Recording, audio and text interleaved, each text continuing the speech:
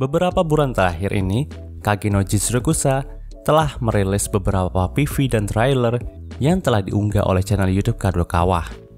Hal itu ditujukan untuk memeriahkan perilisan anime ini yang telah dijadwalkan tayang pada bulan Oktober 2022 ini.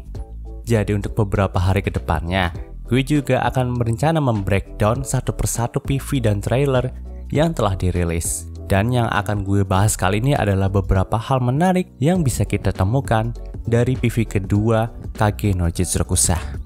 Oke, halo para pendengar dimanapun kalian berada, balik lagi di channel Gary Christopher. Dan dalam video kali ini kita mulai langsung aja pembahasannya. Hal menarik pertama, di awal video kita diperlihatkan sosok Sid kecil yang sedang memandangi beberapa layar sambil berkata kalau memang sudah dari dulu ia mengagumi kekuatan di balik bayang-bayang. Diperlihatkan juga Sid yang sudah dewasa dengan baju SMA-nya. Nah, beberapa scene ini adalah sebuah scene tambahannya agak diubah dari scene awal di manga ataupun LN-nya teman-teman. Karena memang selain menceritakan kalau Sid itu suka dan kagum sama kekuatan di balik bayang-bayang, bahkan menganggap kekuatan di balik bayang-bayang itu adalah sebagai pahlawannya. Nah, di awal cerita juga, Sid itu melakukan beberapa pelatihan ekstrim teman-teman buat mendapatkan sihir supaya dia bisa kebal sama nuklir. Di sini sebenarnya gue agak was-was sih, karena emang salah satu scene ikonik dari Kage no Jitsurukusa ini adalah scene di mana Sid itu melakukan beberapa pelatihan ekstrimnya karena obsesinya untuk mendapatkan sihir. Tapi sayangnya scene itu nggak diperlihatkan dengan jelas dalam PV kali ini dan trailernya. Jadi bisa aja ada kemungkinan nih nantinya scene awal Sid yang masih ada di bumi itu akan dipersingkat teman-teman. Namun ini masih kemungkinan aja ya, dan moga-moga aja nih nggak di cutscene pas lagi awal itu. Ya karena memang beneran ikonik banget loh, kapan lagi kalian bisa lihat Sid yang ngelatih tubuhnya biar jadi six-pack sama badannya itu gede banget daripada siswa SMA lainnya. Lalu dia juga melakukan pertapaan di gunung, sampai dia itu stres dan malah menganggap lampu truk kun sebagai sihir. Dan akhirnya ketabrak juga tuh. Nah, setelah itu video pun langsung berlanjut ke beberapa perkenalan dari anggota Shadow Garden. Nah, di sini gue lebih berfokus ke beberapa perkenalan dari karakter aja ya teman-teman, gak semua gue bahas sih. Nah, pertama ada perkenalan karakter dari Delta nih. Dalam PV itu diperlihatkan sosok Delta yang sedang bertarung dalam sebuah gedung dengan beberapa orang. Dan karena saking kuatnya Delta, kekuatan miliknya itu bisa membelah gedung tempat pertarungan mereka. Kalau dilihat-lihat, scene ini adalah scene dari arc penculikan Alexia teman-teman, di mana saat itu Shadow Garden melakukan misi untuk memberantas salah satu anggota Ordo Diabolos yang menculik Alexia, yaitu Zenon. Tapi yang menjadi pembedanya saat itu yang dilawan oleh Delta adalah kesatria dengan menggunakan full armor. Namun dalam PV-nya nih, semua orang yang dilawan oleh Delta itu tampak nggak menggunakan armor sedikit pun teman-teman.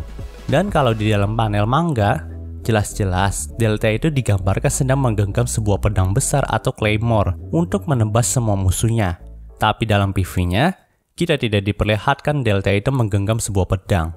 Namun jika dilihat baik-baik nih, dari hasil tebasan Delta yang hanya satu arah, maka kemungkinan dia itu masih tetap pakai claymore atau pedang besar teman-teman, tapi nggak diperlihatkan aja gitu. Karena logikanya gini nih, kalau Delta itu nembas sesuatu pakai pedang, maka arah tebasannya itu pasti akan cuma satu. Tapi bang, bisa aja Delta itu menembasnya pakai cakarnya, kan dia ras beastman. Ya bisa aja kayak gitu, tapi menurut gue akan lebih logis kalau semisal Delta itu nebas pakai cakarnya, maka akan ada 5 arah tebasan yang bisa membelah gedung itu dan bukannya cuma satu teman-teman. Nah selanjutnya itu perkenalan dari Zeta dan Eta teman-teman. Ya, akhirnya kita diperlihatkan juga ilustrasi kedua anggota terakhir dari Seven Shadow itu. Karena memang di manga ataupun LN-nya nih, kita bener-bener disuruh ngawang-ngawang aja sama Aizawa Daisuke tentang ilustrasi kedua karakter ini. Padahal Nu, Victoria nomor 664 sama 665 aja tuh ada ilustrasinya loh. Tapi heran si Aizawa Daisuke ini malah nggak ngasih tahu ilustrasi Zeta dan Eta. Kalau dilihat lagi juga sebenarnya si Eta itu memiliki peran yang penting juga buat mecahin kode yang ditinggalin sama Shadow pada waktu arc Mitsugoshi Group versus Aliansi Dagang doh. Tapi cuma dikasih keterangan aja dan bukannya ilustrasi gitu, keterangan cuman Zeta yang mecahin kodenya lalu diserahin kepada Beta gitu. Cuman gitu doang, heran sih gue. Namun oke lah, kita simpan hal itu dulu. Karena memang mungkin aja si Aizawa Daisuke ini mau ngasih kejutan dalam animenya nanti. Dalam PV ini juga diperlihatkan kalau Zeta itu berasal dari ras yang sama kayak Delta, yaitu Beastman. Nah, selain Eta tadi, anggota ngenes lainnya dari Seven Shadow adalah Zeta ya teman-teman. Bahkan si Zeta ini cuma disebut sekali doang dalam LN-nya kalau nggak salah. Dan ia juga masih belum diperlihatkan apa kontribusinya dalam Seven Shadow ataupun Shadow Garden.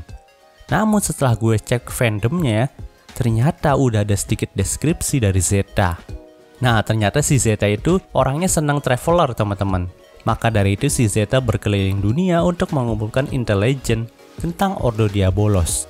Nah, dengan adanya hal ini, pantas aja si Zeta ini sama sekali nggak diperlihatkan dalam setiap misi Shadow Garden-nya, baik itu di manga ataupun LN.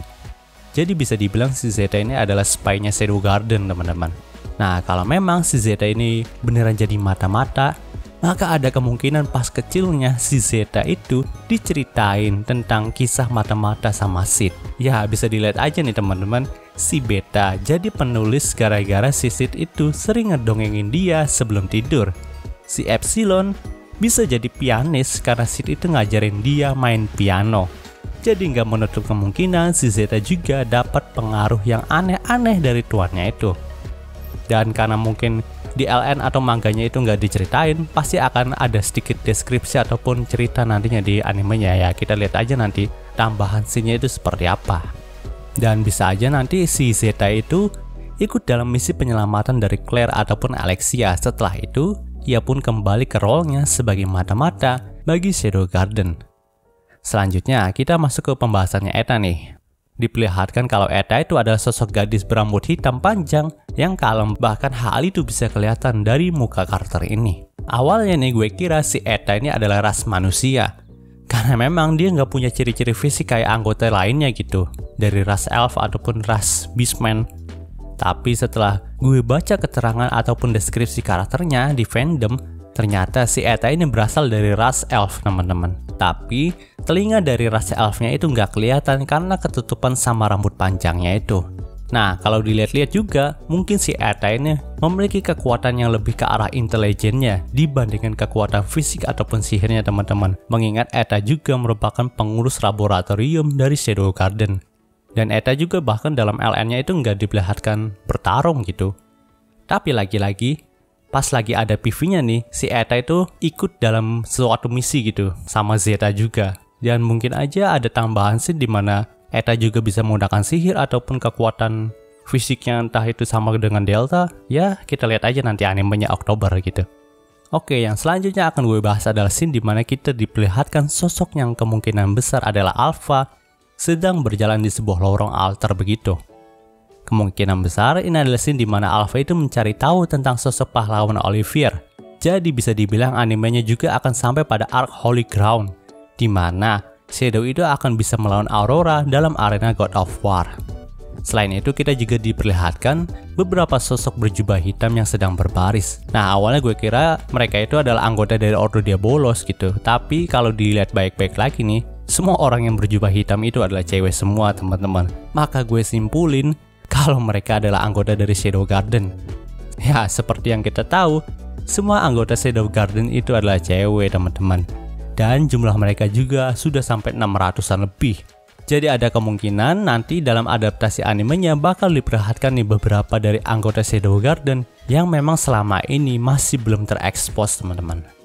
Termasuk juga mungkin nanti ada nomor 664 dan 665 gitu. Dan oke, mungkin itu adalah pembahasan singkat dari PV kedua Kage no Jitsurukusa-nya kali ini. Jika kalian suka video ini, jangan lupa untuk like, komen, dan juga subscribe ya, dan juga share agar gue lebih semangat lagi dalam membuat video dalam channel ini. Terima kasih telah mendengarkan sampai detik ini. Gue Gary Christopher, signing off.